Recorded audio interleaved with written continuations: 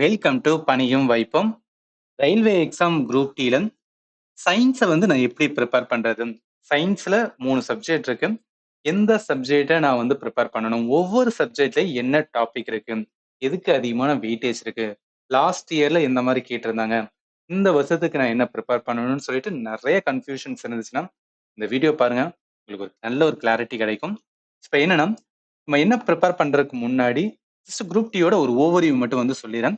இந்த வருஷம் பார்த்தீங்கன்னா 32,000 பிளஸ் வந்து வேக்கன்சி இருக்கு. எப்படி எஸ்எஸ்சி எக்ஸாம்ல வந்து ஜிடில வந்து இதே மாதிரி வந்து 32,000 40,000க்கு மேல வந்து வேக்கன்சி வைப்பாங்க. அதே பேட்டர்ன் தான் என்னன்னா ரயில்வேல வந்துன்னா குரூப் டில வச்சிருக்காங்க.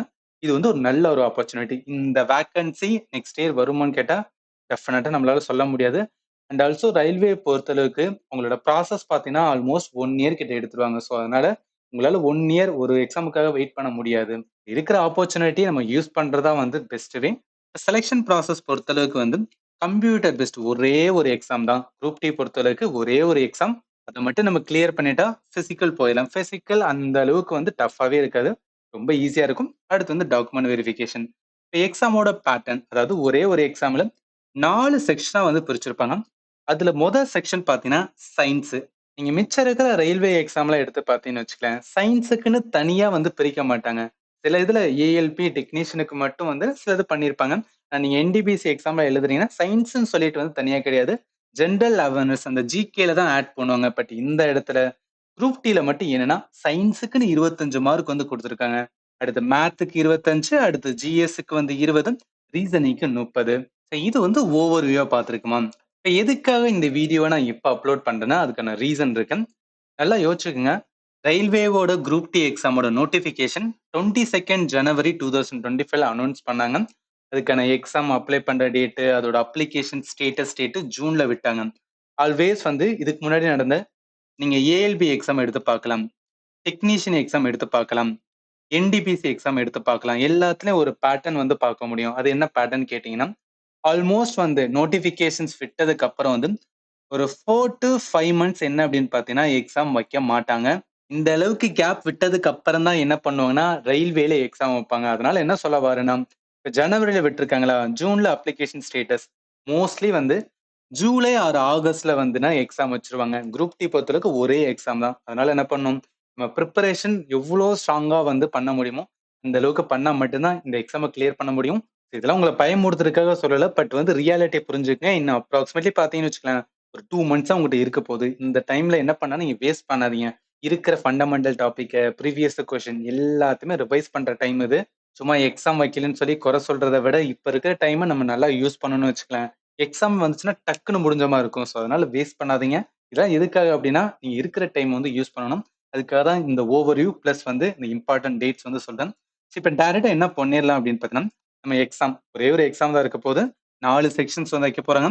அதுல ஒரு செக்ஷன் வந்து ஜெனரல் சயின்ஸ். நம்ம இப்போ ஃபோக்கஸ் என்ன பார்க்க போறோம், இந்த 25 மார்க் வந்து அதாவது 25 கொஸ்டின்ஸ் 25 மார்க் இருக்கும். நெகட்டிவும் இருக்கு. அதே மாதிரி டைமிங் பார்த்தா 1.5 மணி நேரம் தான் கொடுக்குறாங்க. 1.5 மணி நேரம் 100 கொஸ்டின் 100 மார்க்.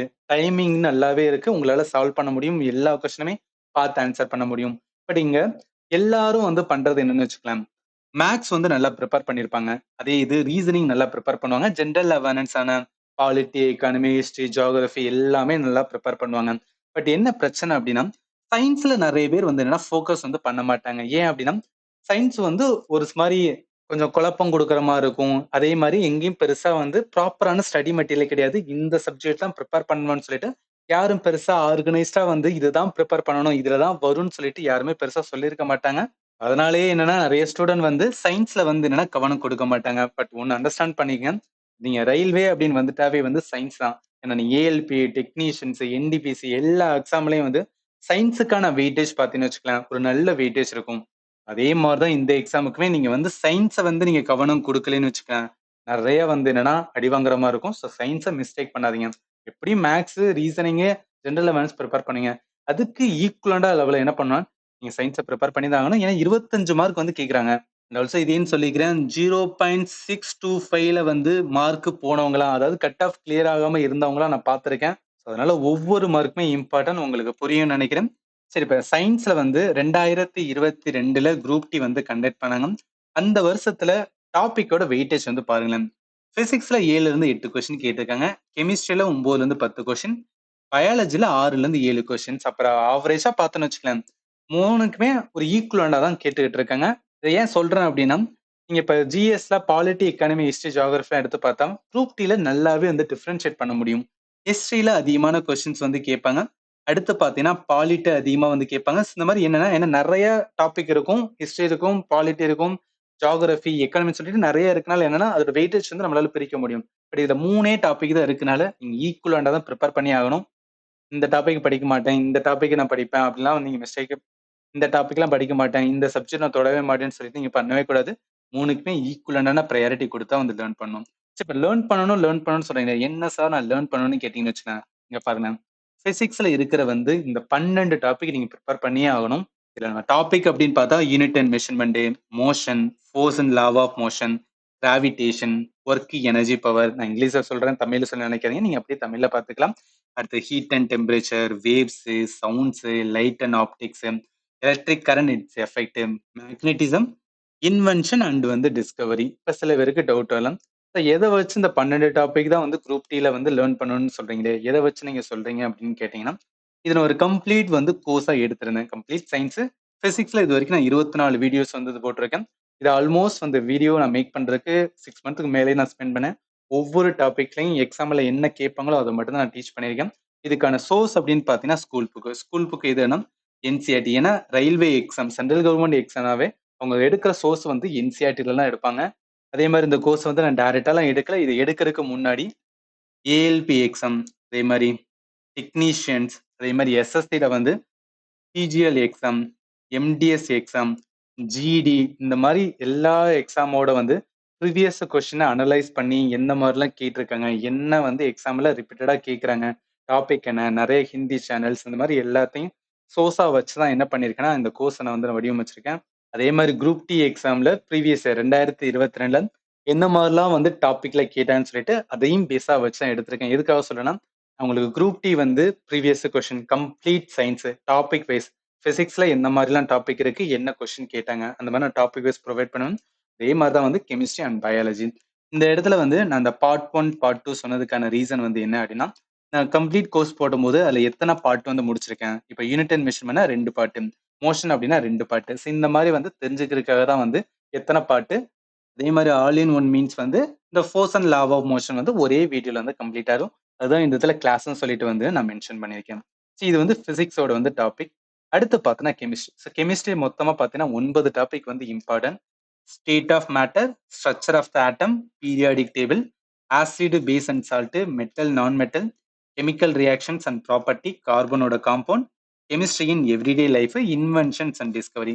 இந்த கெமிஸ்ட்ரி இன் எவ்ரிடே லைஃப் இருக்கு பாத்தீங்களா, இது வந்து நம்ம தனியா ப்ரிப்பேர் பண்ணணும்னு அவசியம் கிடையாது. ஏன் சொல்றேன் அப்படின்னா, இந்த நம்ம சால்ட் இருக்கு பாத்தீங்களா, அதே மாதிரி மெட்டல், நான் மெட்டல், இது எல்லாமே நம்ம ரியல் லைஃப்ல யூஸ் பண்ற வந்து இம்பார்ட்டன்ட் காம்போனன்ட். இந்த காம்போனன்ட் தான் என்ன நம்ம டெய்லி லைஃப்ல வந்து யூஸ் பண்றது. ஏன்னா சால்ட்ஸ்ல நிறைய வந்து டைப் ஆஃப் சால்ட், உப்புகளை நிறைய டைப் ஆஃப் உப்புகள் இருக்கும். அதே மாதிரி மெட்டல், நான் மெட்டல் வந்து ஒவ்வொன்றுமே நம்ம யூஸ் பண்ணிட்டு இருப்போமா.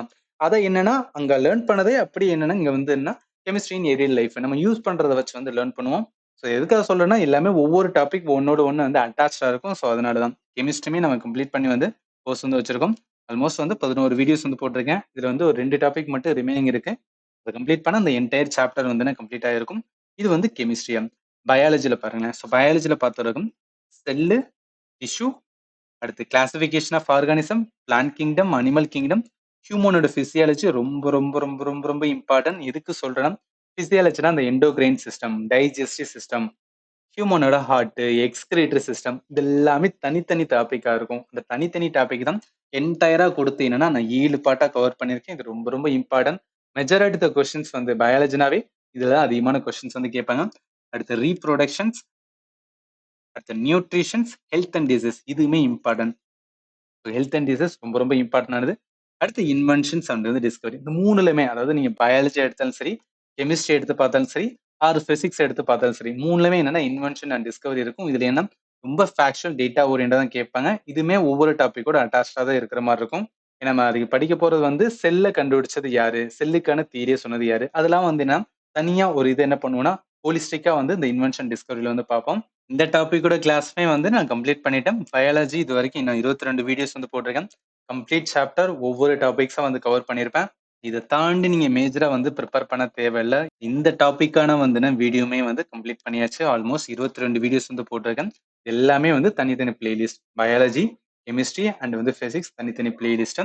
ஒவ்வொரு பிளேலிஸ்ட்டுமே அதாவது ஒவ்வொரு வீடியோலுமே என்னன்னா அட்டாச் பண்ணி வந்து பிடிஎஃப் வந்து கொடுத்துருவேன். எதுக்காக பிடிஎஃப் அப்படின்னு பார்த்தீங்கன்னா நீங்க ஃபைனல் ரிவிஷன் பண்றதுக்கு வந்து நல்லாவே யூஸ்ஃபுல்லா இருக்கும். என்னால முடிஞ்ச அளவுக்கு அனிமேஷன்ஸ் இந்த அளவுக்கு ஸ்டூடெண்ட்க்கு வந்து ரொம்ப காம்ப்ளிகேட் பண்ணாம சிம்பிளா வந்து புரிய வைக்க முடியுமோ அந்த அளவு தான் நான் டீச் பண்ணியிருக்கேன்.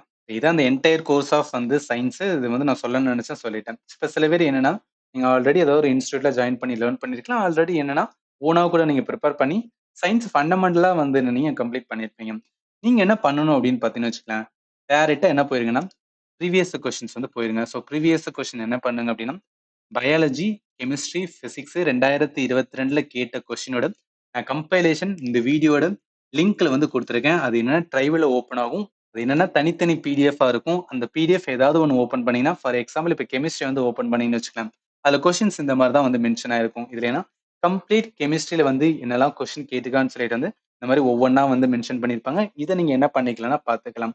இது ஒன்லி வந்து இங்கிலீஷ்ல மட்டும்தான் இருக்கும். ஸோ ஆனால் என்ன அப்படின்னு பார்த்தீங்கன்னா இப்ப இந்த வருஷம் வந்து நம்ம தமிழ்ல வந்து இந்த எக்ஸாம் எழுதலாம். அப்ப தமிழ்ல நான் கொஸ்டினுக்கு எங்க போகணும்னு கேட்டீங்கன்னா, இதுக்குதான் நம்ம என்ன பண்ண போறோம் அப்படின்னு பார்த்தீங்கன்னா, கம்ப்ளீட்டா அதாவது 2022ல குரூப் டில எப்படிலாம் கொஸ்டின்ஸ் கேட்டான்னு சொல்லிட்டு நான் ஹோலிஸ்டிக்கா கொடுக்காம சாப்டர் வைஸ் பார்க்க போறோம். இப்ப பயாலஜி இருக்குன்னா, பயாலஜில நம்மளுக்கு எந்த டாபிக் வந்து படிக்கணும் தெரிஞ்சுக்கிட்டோம். இப்ப அந்த டாபிக்ல எப்படிலாம் ப்ரீவியஸ்ல கேட்டாங்கன்னு சொல்லிட்டு பார்க்க போறோம். இது எதுக்காகன்னா, நீங்க ஃபண்டமெண்டல் வந்து ப்ரிப்பேர் பண்ணிருக்கீங்க. இல்ல நான் ஃபண்டமெண்டல் அப்படியே பார்த்துக்கிட்டே வந்து ப்ரீவியஸ் கொஸ்டின் பார்க்க போறீங்கன்னா, இது ஒரு அட்வான்டேஜ். நீங்க ஃபண்டமெண்டல் ஒரு வாட்டி ப்ரிப்பேர் பண்ண மாரி இருக்கும். ஆல்ரெடி லேர்ன் பண்ணவங்க ரிவிஷன் பண்ண மாரி இருக்கும். ப்ரீவியஸ் கொஸ்டின பார்த்த மாரி இருக்கும். கொஸ்டின் எதுல கேட்கறாங்கன்னு தெரிஞ்ச மாரி இருக்கும். எல்லாத்தையுமே நீங்க என்ன பண்ணிக்கலாம்னா, ஹோலிஸ்டிக்கா லேர்ன் பண்ணிக்கலாம். இந்த ப்ரீவியஸ் கொஸ்டின் கோர்ஸ் வந்து நம்ம எப்ப பார்க்க போறோம் அப்படின்னு பார்த்தீங்கன்னா, நாளையிலிருந்து என்ன பண்ணிருவேன் அப்படின்னு பார்த்தீங்கன்னா, ஈச் சாப்டர் ஒவ்வொரு டாபிக்கா என்ன பண்ணேன்னா, அப்லோட் பண்ண ஆரம்பிச்சுறேன்.